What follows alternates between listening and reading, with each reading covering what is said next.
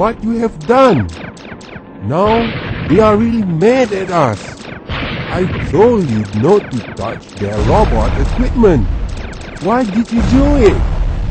As a scientist who is also such a cute robot, I was programmed to explore and experience new scientific things. The equipment that was shown to us was interesting. But it was Omi's idea, Professor. Waha, I didn't do it. You were the one who touched it. You're the culprit, not me. Blah, blah, blah, blah, blah. Stop pretending to be innocent. Huh? Why you? Stop arguing. We have a big problem here. We must find a way to escape from that big spaceship. I'll have to put my brain into action. Hey, I have a brain too. Yeah, you should bring it along sometime. Ha ha ha ha. Okay, let's see now.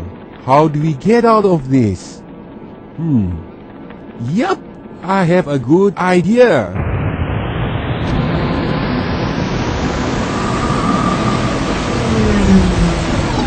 Look, they are stopping. They are trying to freeze their way through. Maybe the aliens have no brains, just like you, homie. Okay, now the autopilot is on. Whoa, you did it, Professor. Wow, what a brainy person you are. Well, that's how Professor Gloop used the power of his brain to save us. Now it's time for you guys to activate the power of your brains to, what else? Learn about the brain. Meow. Yes, the brain. What do we know about the brain? Okay, let's see this. The brain is the boss of your body. It is a part of your nervous system. It is located inside your skull. The brain is pale gray and looks like a small cauliflower. It controls everything you do, even when you're asleep. The human brain is very complex, even more complex than a computer. Did you know that the human brain can grow? Professor, of course the brain can grow just like any human body from small to big. From a baby to an adult. Oh no, you misunderstood what I said. What I meant was that the weight of the brain has changed. It has become heavier. Scientists have found out that in the early 1800s, the average weight of a male brain was 3 pounds. Now, a man's brain weighs an average of 3 1/8 pounds. So, the brain is growing. Ha, wow. Now, let's see what's inside a brain. The brain contains an estimated 100,000 million nerve cells with more than 1,000 miles of nerve fibers per cubic centimeter. The brain weighs about 3 pounds by the time it reaches adulthood. We need our brain to talk, think, read, run, dream, color, cry, breathe, scream, wave, blink. Basically everything we do.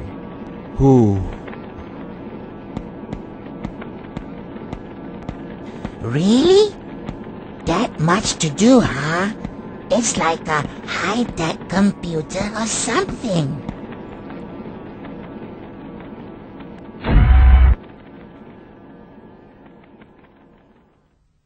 Aha! That's what you think. Like I said before, although a brain have been compared to a computer, it is far more superior than any computer ever built. Yep, if Professor Gloop says so, it must be true. Hooey! Now, let's see some more details about the brain.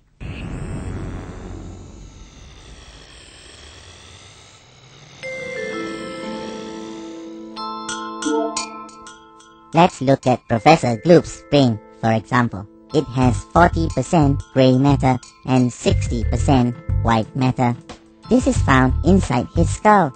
The brain has three main parts: the cerebrum, the cerebellum, and the brainstem.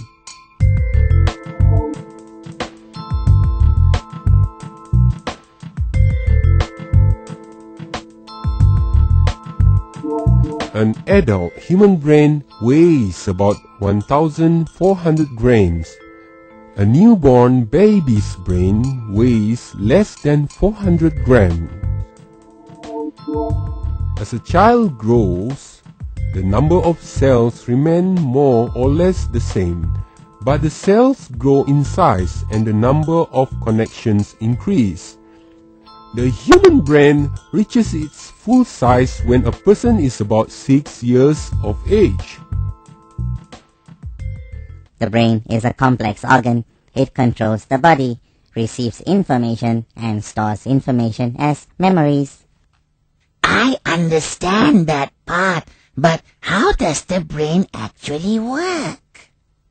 You said you understand, but it looks like you don't understand.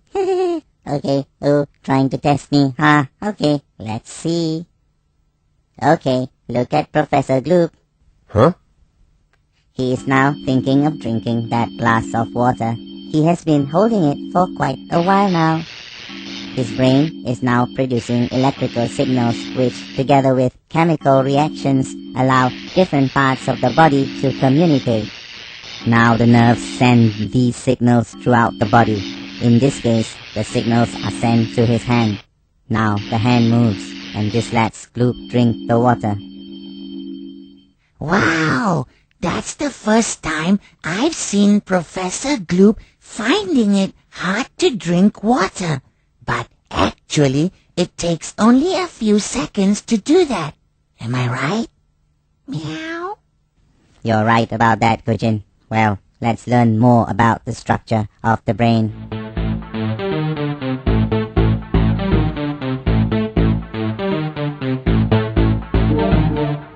Like I said earlier, the human brain can be divided into three main parts. That is the cerebrum, the cerebellum, and the brainstem. Let's take a closer look. Wait! How come you are the one explaining all this stuff? You're a robot. Professor Gloop should be the one doing it. Meow. Meow. Give him a chance to show off. It will give me a chance to know how well his brains work and what his memory is like. I've done my research and I know I'm correct. After all, I'm the smartest robot around. Blah, blah, blah, blah, blah. Okay, let's move on. Okay, boys and girls, here we go.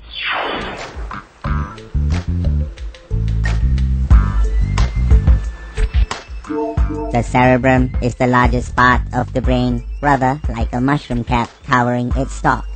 It makes up about 85% of the weight of the brain. It has a heavily folded gray surface, known as the cerebral cortex. The cerebrum is the thinking part of the brain, and it controls your voluntary muscles. When you do mathematics, play games, or even draw, you are using your cerebrum. Your memory is found there too. The cerebrum is split into half. Each half is called a hemisphere. These hemispheres communicate with each other. Each hemisphere consists of several parts. They are the frontal lobe, the parietal lobe, the occipital lobe, and the temporal lobe. Some of the grooves on the cerebrum surface mark out different functional regions. The front section of your cerebrum, the frontal lobe, is involved in speech, thought, emotions, and skilled movements. Behind this is the parietal lobe, which perceives and interprets sensations like touch, temperature, and pain. Farther back in your cerebrum is a region called the occipital lobe, which detects and interprets visual images. On either side of the cerebrum are the temporal lobes, which are involved in hearing and storing memory.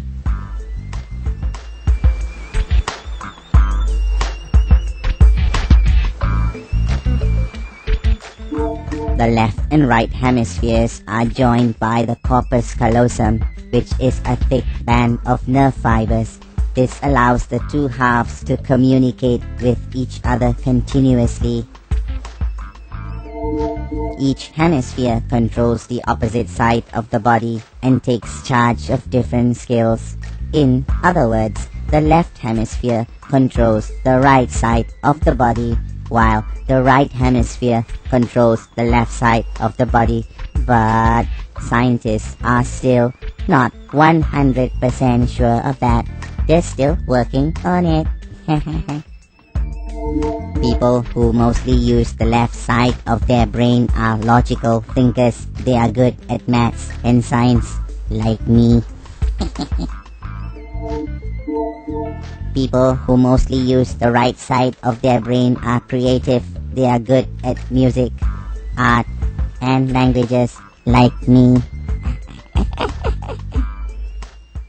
People who have had accidents sometimes suffer from brain damage. This is dangerous as it can affect intelligence, memory, and control of the body. The saddest thing is that people may die from injuries to the head. From these studies, it appears that the right hemisphere triggers more emotions than the left hemisphere, particularly mournful and pessimistic feelings. Oh no, oh, oh. People with a damaged left hemisphere can be extremely miserable. Patients with badly damaged right hemispheres, on the other hand, can appear to be unmoved by their misfortune, remaining optimistic in the face of extreme suffering. So, keep your head safe. So that is why motorcyclists have been told to wear helmets to protect their heads in case of accidents. So don't forget your helmet. Meow. Okay, let's move on to the other parts of the brain.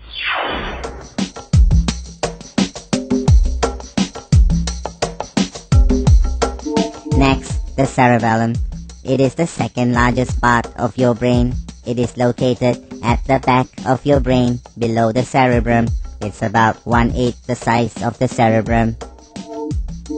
It controls balance, movement, and the coordination of your muscles. It helps you to stand straight or move around and yet keeps you from falling over. Yes, that's right. I'll give you an example. Let's say you want to lift your finger to touch your mouth. Well, the motor area of your cerebral cortex controls this movement. As your finger moves up, it is coordinated by nerve signals sent from the cerebellum. That is why your finger lands on your mouth and not anywhere else. Whoa! This is quite interesting. The brain is such a small, cute thing, and yet it can do so much. Just like me, I guess. Meow. Meow.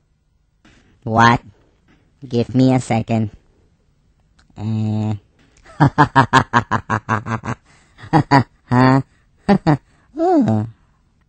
on, guys. Stop that, okay? We have more important things to do than to clown around. Okay, sir, you're the boss. Let's look at the third part of the brain.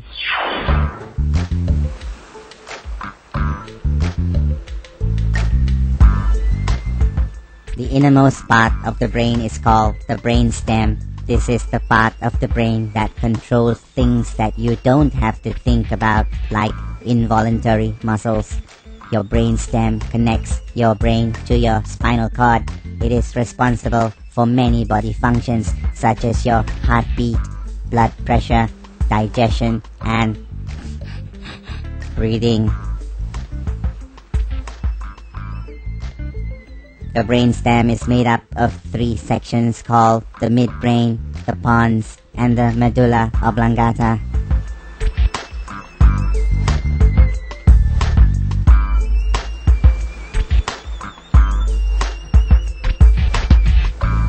The midbrain is a path on which nerve signals are sent from the brainstem to the left and right hemispheres of your brain.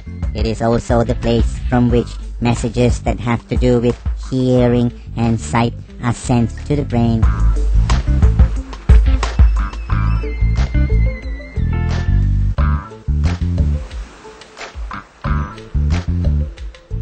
Your pons is a bridge-like structure. It connects different parts of your brain together. It serves as a relay station from the medulla oblongata to your cerebral hemispheres.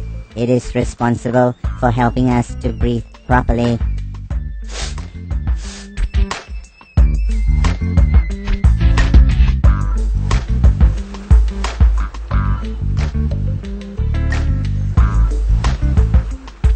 Your medulla oblongata acts as a relay station between your spinal cord and your brain.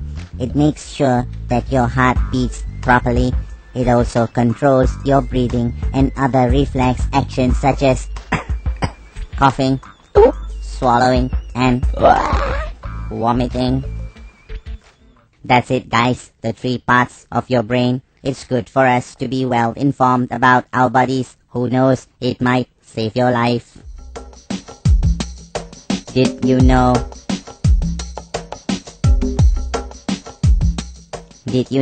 that the brain makes up about 2% of the weight of your body, yet it requires around 20% of the blood supply in your body?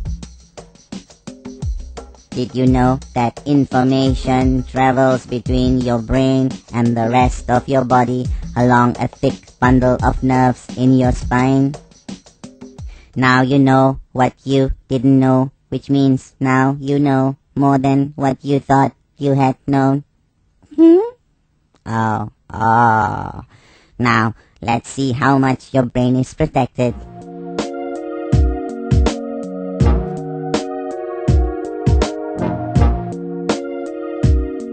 Your brain is perhaps the most important organ in your body. However, it is made of soft, delicate tissue that can be injured very easily. So, it is well protected by 3 tough membranes. The space between your brain and the membranes is filled with a fluid which cushions your brain, provides it with energy, and protects it against infection. Your brain is protected by a bony shell. We call this the skull.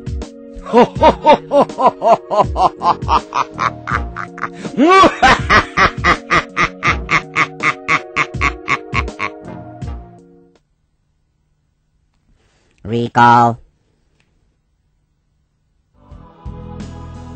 The brain has 3 main parts: the cerebrum, the cerebellum, and the brainstem. The cerebrum is the largest part of the brain. It has a heavily folded gray surface known as the cerebral cortex. The cerebrum can be split into halves. Each one is called a hemisphere. Each hemisphere is made up of a frontal, parietal, occipital, and temporal lobe. The left and right hemispheres are joined by the corpus callosum. The second largest part of the brain is called the cerebellum. The innermost part of the brain is called the brainstem. The brainstem is made up of 3 sections called the midbrain, the pons, and the medulla oblongata.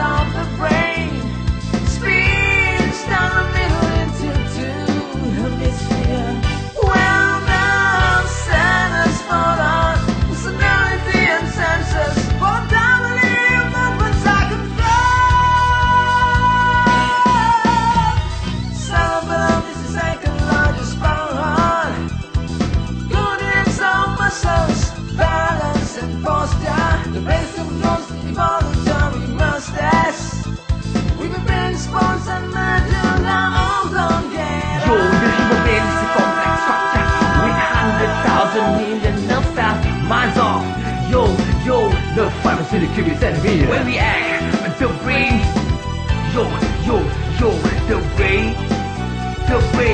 the brain is a coordinator.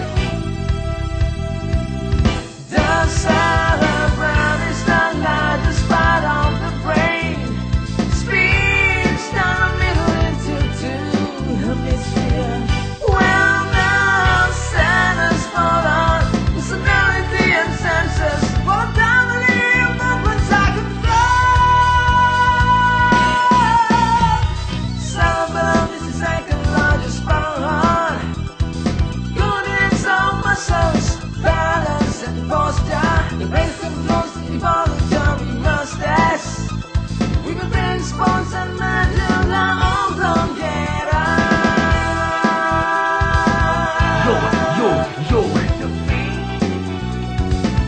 The 5 cubic centimeter. The 5 cubic centimeter. The brain. The brain.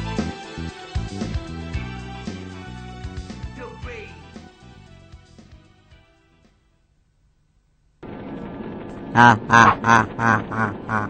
Wow, that's enough about the brain for today. I would like to tell you more, but I'll save some for the next program. Well, I must admit it. He knows so much more about the brain.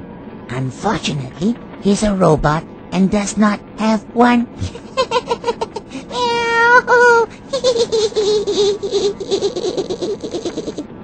I beg your pardon, were you talking about me? No, I was just telling the audience that this was really an interesting episode.